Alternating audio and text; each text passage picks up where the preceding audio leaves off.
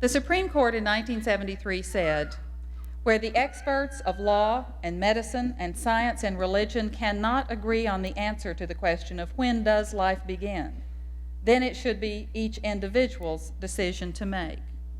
And the court said that under the Constitution, the right of privacy should guarantee to people in this nation a maximum freedom of choice about issues. In the past, issues like whether to send your children to public or private school, the miscegenation marriage statutes, whether or not to use birth control, a whole series of things that were added to by the Supreme Court in saying there was a right of privacy about pregnancy. It is certainly true that the ERA would not solve all the problems, but it would certainly stop a lot of past stories. For example, some of you may remember that Lorene Rogers, recently president of the University of Texas in Austin, was graduated from that institution with a degree in chemistry. But when she applied to teach, was told that they didn't hire women in the chemistry department, and that if she'd like, the homemaking department would be happy to have her.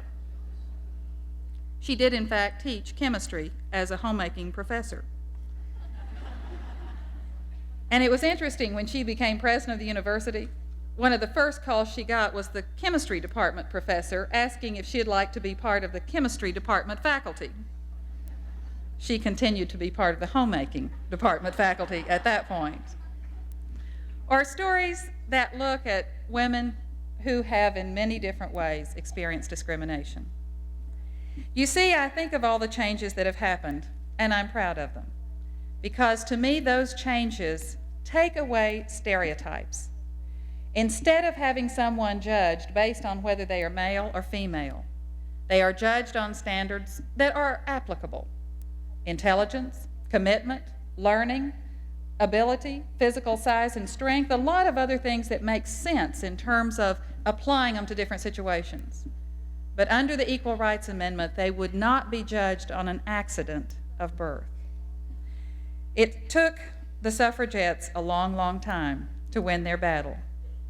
But I stand taller because I stand on their shoulders, and because of the victories they won after years and effort of countless hours that have guaranteed more opportunities for me. It is my hope that we will be part of a generation that will adopt new opportunities for succeeding generations of women, and will finally put in the Constitution what the majority of citizens in this country agree, and that is that we should not discriminate against people based on their sex, and that we should judge people according to their individual merits. The ERA should be part of our national Constitution. Thank you.